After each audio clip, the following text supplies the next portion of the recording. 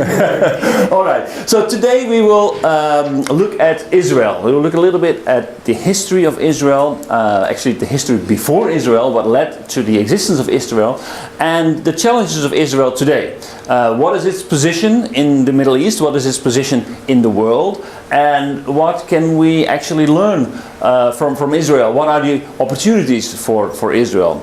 And maybe if we have time at the end, we will discuss. Okay, so where will this lead to? What is the future of Israel? First, I would like to start with a number of quick facts, so to get you up to speed. So a few things that you may want to know about Israel. First, this is the map of Israel, probably familiar to you.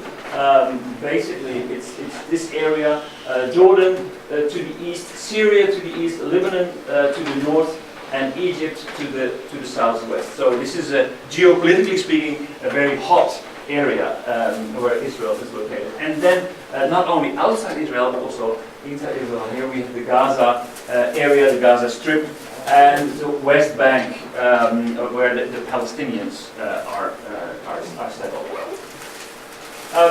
Israel, maybe you didn't know this, but Israel only exists since 1948, so it's a very young state. The total population is 8.5 million people, and of those 8.5 million, roughly speaking, 7 million people are Jewish. 20% of the Israeli population is Arabic, so Palestinian, mainly Palestinian, and then 5% others like Christians and people who are atheists.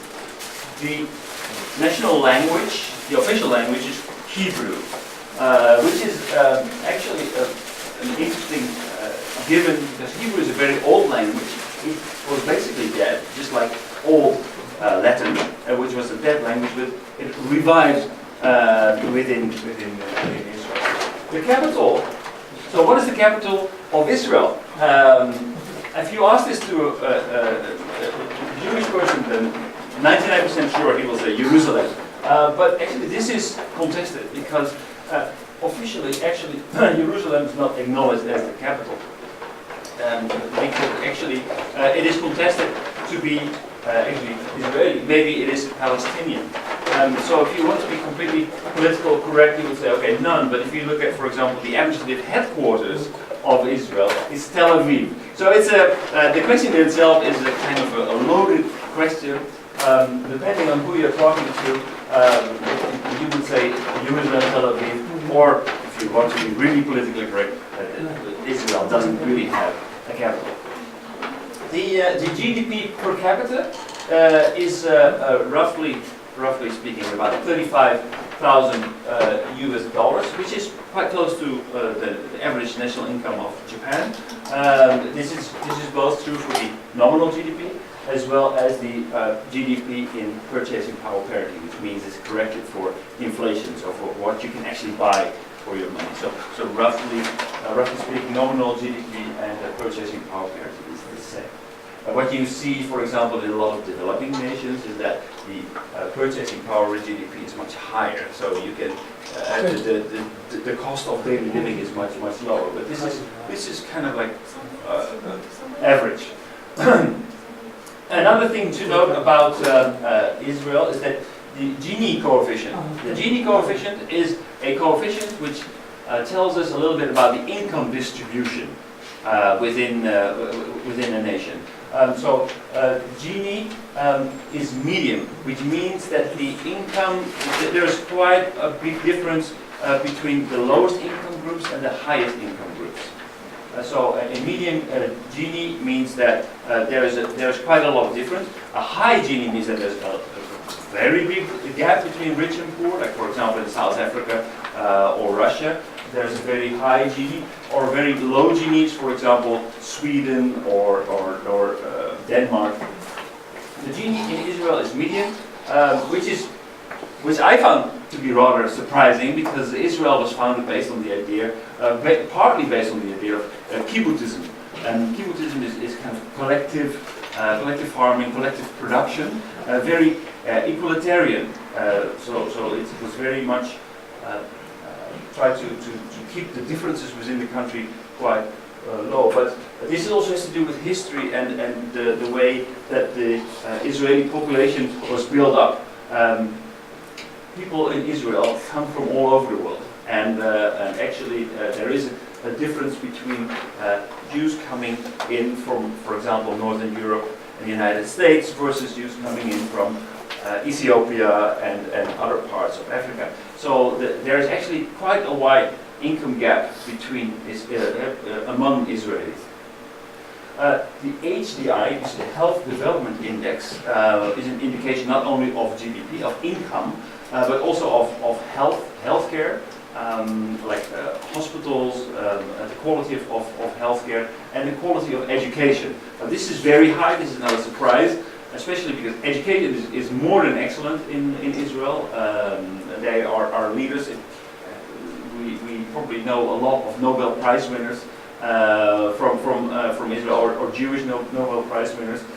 This is not a coincidence, because education standards are and have been always very high among the Jewish people, and healthcare is similar. So the HDI therefore is very high. Parliament in Israel, we call it the Knesset.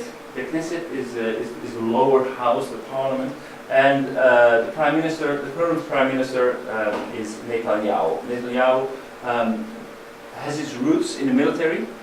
He was quite famous. He and his brother fought many wars for Israel. His brother died in one of the wars.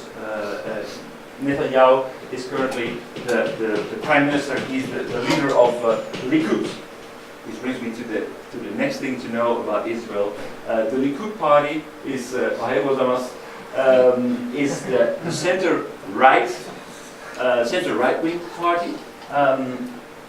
Famous leaders from Likud, from the Likud party. They're not prime ministers, but they were leaders of the party.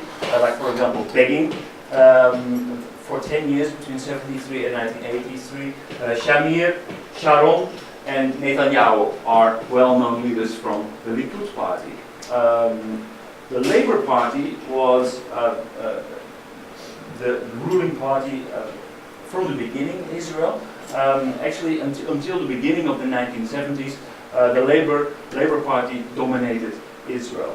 Famous leaders are Golda Meir, the female president, Prime Minister, Rabin, Peres, Barak, and Herzog. And we will see a few of these names passing by over the course of this morning. If you really want to understand the nation, if you want to understand its people, you also need to understand a little bit about their history. Where do they come from? What do they identify with? What is their culture? Now, we only have 1.5 hours, so it's way too little to actually discuss this in detail. But to give you a little bit of a background, this is the map of the United Kingdom of Israel. The United Kingdom of Israel. We don't know exactly what the geography was like, but the United Kingdom of Israel, we reverse engineered this from text in the Bible and text from other ancient works. And these were 4 kingdoms, and they were actually united in this kingdom. This was the time of Saul and David. This is, roughly speaking, a map approximately 3,000 years ago. This is what basically... Oh, this is until 3,000 years ago? 3,000 years ago. Yeah. Since then, this kingdom just... So the kingdom, well, it disappeared. Oh. It disappeared. Because this kingdom disappeared because it was occupied you may say, or basically it was part of all kinds of empires throughout history. It was part of the Roman Empire, part of the Persian Empire, currently known as Iran, the Byzantine Empire, which has its roots in current Iraq, and the Ottoman Empire, which has its roots in Turkey, in Constantinople. So that it has been part of many different empires. Throughout that time, Jews have always been living here, but they have been repressed and severely repressed which led to a so-called diaspora. A diaspora is a movement away from the country and a settlement in other countries. So Jews have been suppressed for a very long period of time, and they settled. Initially, they settled, for example, in Egypt. In Alexandria has a very large population of Jews. They settled in other parts. There are Jews, for example, living in Syria, in Jordan, but they moved out further and further.